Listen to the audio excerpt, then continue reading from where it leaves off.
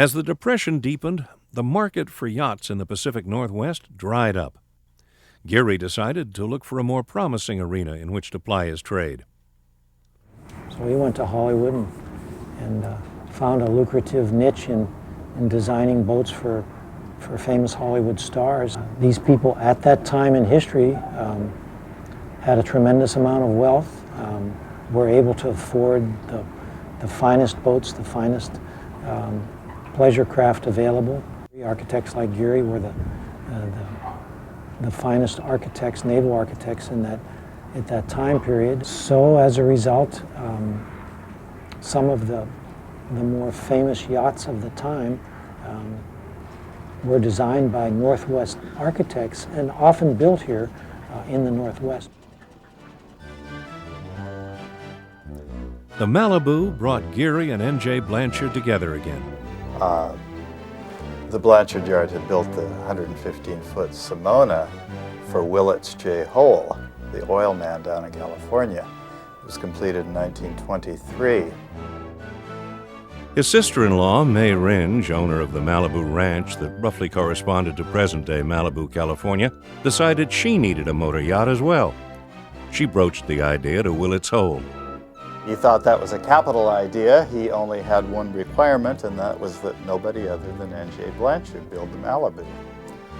So that's how Geary and N.J. came to work together again after they'd had a bit of a split in 1923, and it was actually their last collaboration. Today, the vessel remains a study in elegance.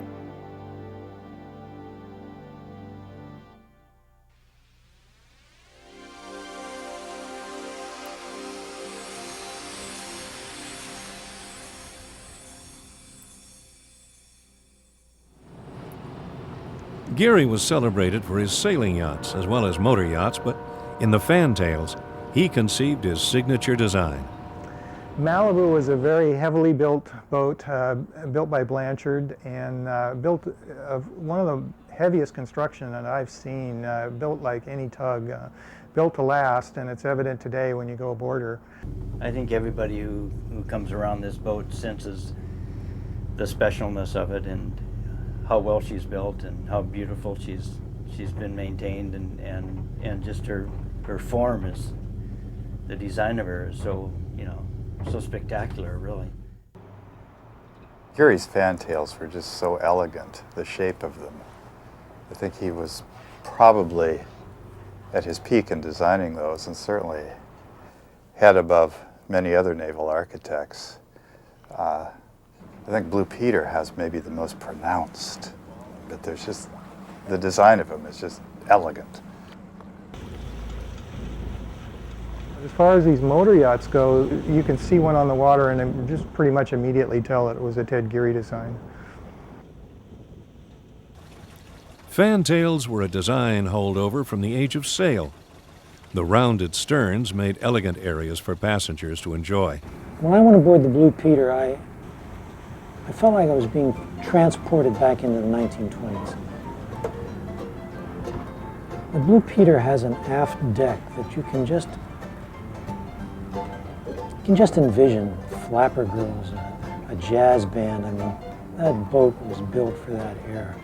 That boat is also in perfect condition, perfect original condition.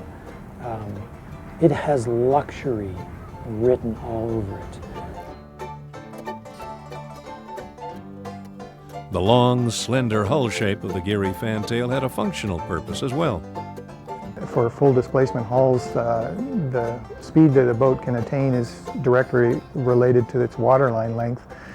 And so by making them long and narrow, it led for a very efficient vessel. Geary designed the 120-foot riveted steel Thea Foss, christened Infanta, for an even more famous client, the actor John Barrymore. The Thea Foss, that boat's history should become a movie. Barrymore, at the height of his career, had so much money that it's hard to imagine. They had to build a reasonably large boat and an extremely strong boat in order to safely carry this muff I am sprouting. Ted Geary had designed another vessel for a fellow who was cruising it in Southern California, and John Barrymore saw the boat at anchor in Wilmington Harbor and ran out to it in a runabout and hopped aboard immediately. He was very forward and brash and told the owner that he wanted to buy this boat. The owner said, "This boat isn't for sale, but if you'll keep a civil tongue in your mouth, I'll introduce you to the designer and he can design you one and build it for you." And this is the result.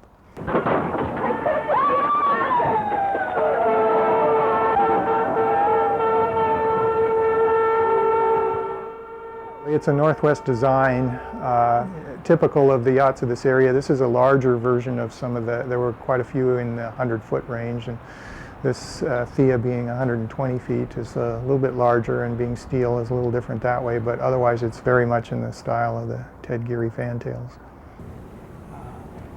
Barrymore named it Infanta after his firstborn child.